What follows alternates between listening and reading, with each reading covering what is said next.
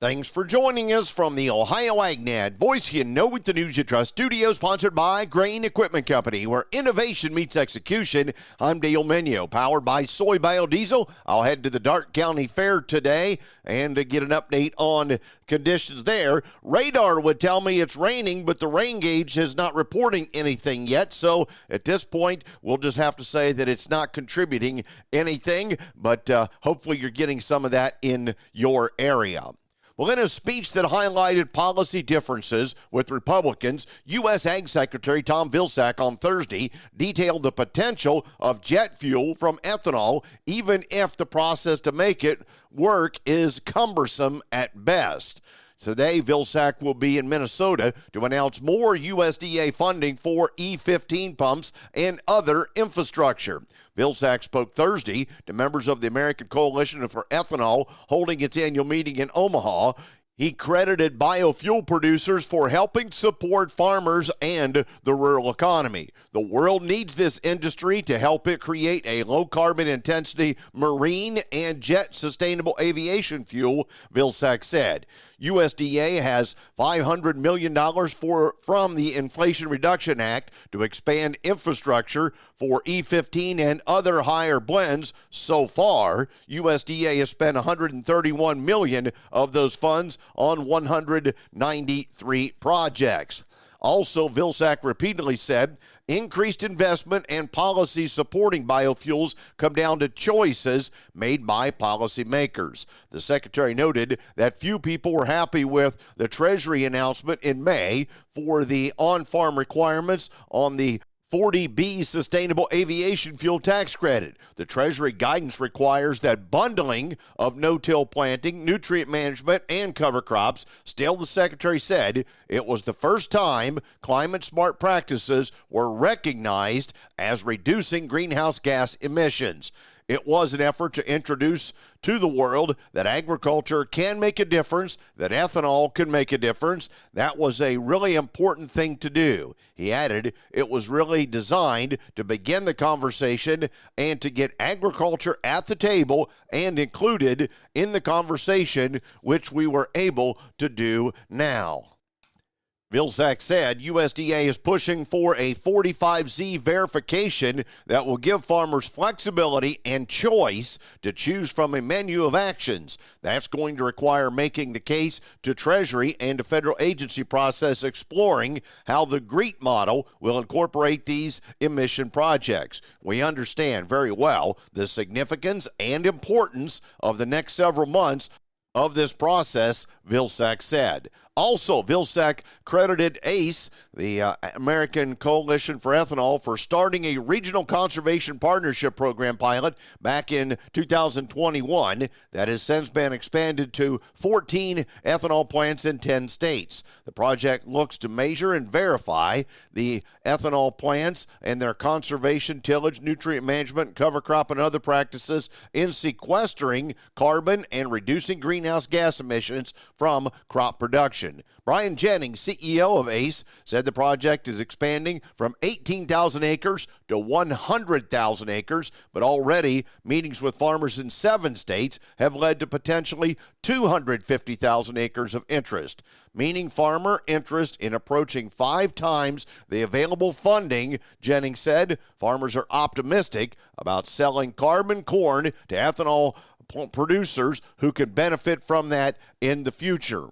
USDA also is spending $300 million to develop a more national look at measuring, monitoring, verifying, and reporting agricultural sequestration emissions. Today's weather brought to you by Seed Consultants. Simply better performance online at seedconsultants.com. Here's the forecast. We've got a couple of days of moisture here across Ohio. I'm Chief Meteorologist Ryan Martin. Let's take a look at that Ohio Ag weather update. Slow-moving weather system coming through. We started to see some action develop yesterday and last night. We see the bulk of this weather system work through the area today, but then we have this lingering long tail kind of scenario as we hit tomorrow and the weekend in general. The low-pressure area that's spawning all of this is going to slowly track across Michigan, and that's going to give us plenty of opportunities for wraparound backside inside moisture to rotate down in here as well. I think between now and Sunday night, we have to pencil in anywhere from a half to 2 inches of rain across 100% of Ohio. Everybody gets rain at least on one occasion. Some of you will get it on multiple occasions and get the higher rain totals, so be aware it's going to be damp through the entire weekend. Now, as we get into next week, we look to be sunny and dry pretty much all week long, Monday through at least Saturday. All precipitation wants to set up somewhere else. We are going to be warmer, so that gives us the potential for maybe some heat-based activity, but I don't think a lot at this point in time. It's just going to be a warm and dry week with the potential for it to extend into a warm and dry several weeks. The pattern looks like it could be very warm, very dry all the way through the end of August and into early September if it continues to develop the way we're seeing right now. Let's look at your forecast update. I'm meteorologist Ryan Martin. And thanks, Ryan. It's time now for the BA Genetics Scouting Report. BA Genetics, real service, real results. Joining me is Ryan Menyo from BA Genetics. And Ryan, what specific diseases are you looking for this time of the year when you're out scouting corn? So I'm keeping an eye out for our typical diseases that we face here in our area, such as gray leaf spot, northern corn leaf blight, tar spot. There can be some other ones that we battle in this area, but those are the ones we typically see in central Ohio. Well, what are you finding and what does it look like? So I'm currently finding all three of those actually as of this morning. Gray leaf spot is a small brown or gray lesions that are contained within the veins of the leaf. Northern corn leaf blight's more cigar-shaped, extending outside the veins. Then you got tar spot, which are black raised lesions on the leaf or the plant itself. Now, the key indicator with tar spot is that those lesions do not rub off. There can be some misidentifications out there if you don't confirm that part. Well, I hear a lot of talk about the damage that tar spot can do. What have you guys seen in the past? Tar spot can be very detrimental to yield depending on what time of year it comes and in the severity. We've seen anywhere from 20 to 100 bushel yield loss. Definitely a disease that we need to stay proactive with out there in order to protect the yield potential that we have established. For growers that have seen tar spot in their fields or want to do everything they can to avoid it, how would you recommend they manage it? We'd certainly recommend spraying a fungicide if you have found tar spot out there in your fields. There are many good products out there labeled for tar spot. You also want to scout relatively often. Tar spot lesions take 14 days to appear after the infection takes place, so it can go from just a few spots you're seeing out there to pretty widely spread within a pretty short time frame. Thanks for the update, Ryan, and be sure to check out more with your local BA Genetics representative. Also on the calendar, Nature is proud to support our community. Be sure to stop out at the Allen County Fair, which runs August 16th through the 24th. Back with more after this. It's time to cut costs. Your Meristem dealer has the keys. Unlock the NPK you already own with new, improved Excavator AMS powered by microbialized technology. Excavator AMS is the first and only all-in-one nutrient release and residue breakdown product with built-in nitrogen, surfactants, and water conditioner. Take cost out of your fertilizer and adjuvant spend now. Unlock nutrition faster with Excavator AMS. Learn more and find a dealer at meristemag.com. Always more bushels for less. Did you know soybeans' #1 customer is animal agriculture? That includes Ohio's beef farms. Research from the Soy Checkoff found that U.S. beef operations use over 1.3 million tons of soybean meal every year. That's the meal from about 55 million bushels of U.S. soybeans. Essential protein, energy, and amino acids. High-quality feed for heart-healthy beef. Soybeans, feeding the industry that feeds us. Brought to you by Ohio's soybean farmers and their checkoff. Let's check in with Joe Penorwood with an update on farmers helping farmers. Joining Brent Nickel, agriculture conservation practitioner with the Nature Conservancy. And Brent, thanks so much for being here with us today. The Nature Conservancy doing some pretty cool things out there and some timely things, especially as we talk agronomy and more. Brent, what's going on over your way? So right now we're working on a project. It's called Farmer Advocates for Conservation. Really what that is just a basis for farmers to learn from other farmers. So what we've done is we've created a couple different cohorts throughout the past 3-4 years. It originally started in the Western Lake Erie Basin, where we would get a group of farmers together, take them through some training on how to structure presentations and talk about what they're doing on their farm as far as cover cropping, no-till, anything regen ag. And what that cohort of farmers does is that in their geographical area, they'll work with farmers in that area to, cover all the bases as far as termination recommendations, anything cover crop planting. So far, that project has expanded outside of the Western Lake Erie Basin to more of a statewide effort. But it has come south. We're down here in Fayette County. We work with a gentleman down here, Jeff Mavis. He's one of our farmer advocates, doing a lot of great work down here, working with the farmers in his area.